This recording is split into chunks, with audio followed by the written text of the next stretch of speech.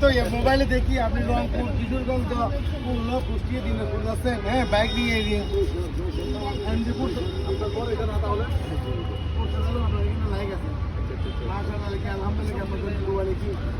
বাইরে আসো বাইরে আসো।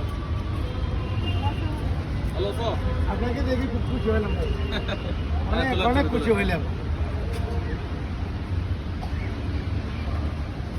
আলহামদুলিল্লাহ আপনাকে আল্লাহ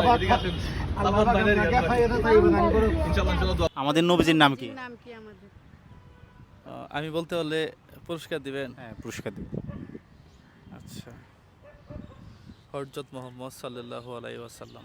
হযরত মুহাম্মদ। হযরত মুহাম্মদ সাল্লাল্লাহু আলাইহি ওয়াসাল্লাম।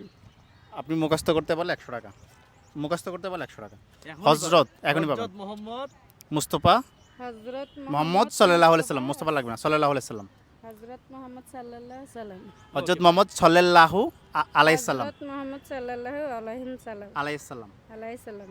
এবার বলেন হযরত মুহাম্মদ সাল্লাল্লাহু হযরত মুহাম্মদ সাল্লাল্লাহু আলাইহি সাল্লাম। আলাইহিস সালাম। আলাইহিস সালাম। মাশাআল্লাহ। ওকে 100 টাকা আপনার। এটা আপনার জন্য। Thank you. আসসালামু আলাইকুম। তোমরা কাকে চিনো বলছো? মুজাহির ভাই। মুজাহির ভাই কে? কি করে? ধরো তো তুমি হাতে নাও, তুমি হাতে নিয়ে বলো মুজাহির ভাই কি করে আমাকে বলো, তোমরা বলো।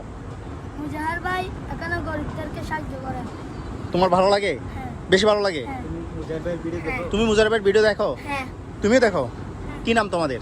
তসিফ, আমার নাম তসিফ। তোমার নাম কি? মোহাম্মদ আজিদ। আর তোমার নাম? মোহাম্মদ সাহাদ। মোহাম্মদ সাহাদ। আজিজ, ওয়াসিম, আমার নাম মোহাম্মদ ওয়াজিদ। ওয়াজিদ। ওয়াজিদ আর কি? তসিফ, তৌসিফ আর মোহাম্মদ সাহাদ। সাজিদ। তোমরা সবাই কার ভক্ত? মুজাহির ভাই। একটু জোরে বলো তো। মুজাহির ভাই। আর একটু জোরে বলো। মুজাহির ভাই তাই নাকি? মুজাহির ভাই কি করে? গরিবদেরকে সাহায্য করে। তোমরা কি চাও মুজাহির ভাই ভিডিও আরো করুক? হ্যাঁ। হ্যাঁ। আজকে কি করছে জানো মুজাহির ভাই? একটা গরু জবাই দিছে। কি জবাই দিছে? একটা গরু জবাই দিছে এবং সবাইকে 100 টাকা মাত্র 100 টাকা কেজিতে গরু বিক্রি করছে। চিন্তা করতে পারো? ভালো লাগে না তোমাদের এগুলা? তোমরা মুজাহির ভাইয়ের জন্য দোয়া করবে, ওকে? বলো মুজাহির ভাইকে বলো যে মুজাহির ভাই আমরা আপনাকে ভালোবাসি। জোরে বলো। মুজাহির ভাই আমাকে ভালোবাসে। আরো জোরে বলো। মুজাহির ভাই আমাকে ভালোবাসে। হয় নাই। মুজাহির ভাই আমরা আপনাকে ভালোবাসি, জোরে চিল্লায় বলতে হবে। মুজাহির ভাই আমাকে ভালোবাসে। গুড। আল্লাহ আল্লাহ হাফেজ দিয়ে দাও, টাটা দিয়ে দাও।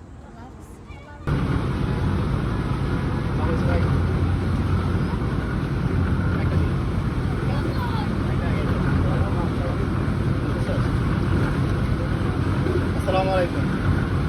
আমার একটা বিষয় জানার ছিল। চট্টগ্রামের যারা বড় বড় ব্যবসায়ী রমজান মাস আসলে তাদেরকে একটা জিনিস করতে দেখা যায়, সেটা হচ্ছে তারা বড় বড় কমিউনিটি সেন্টারগুলো ভাড়া নেয়, নিয়ে সেখানে 5 দিন 7 দিনের মধ্যে তাদের তারাবির নামাজ শেষ করে, খতমে তারাবির নামাজ শেষ করে, যেখানে সারা বছর নাচ গান হয়। যেখানে সারা বছর নাচ গান হয়, ওকে? আবার বিষয়টা এমন না যে নাচ গান হয়ে শেষ হয়ে গেছে, এই তারাবি পড়ার পর রমজান শেষ হওয়ার পর সেখানে আবারও নাচ গান হয়।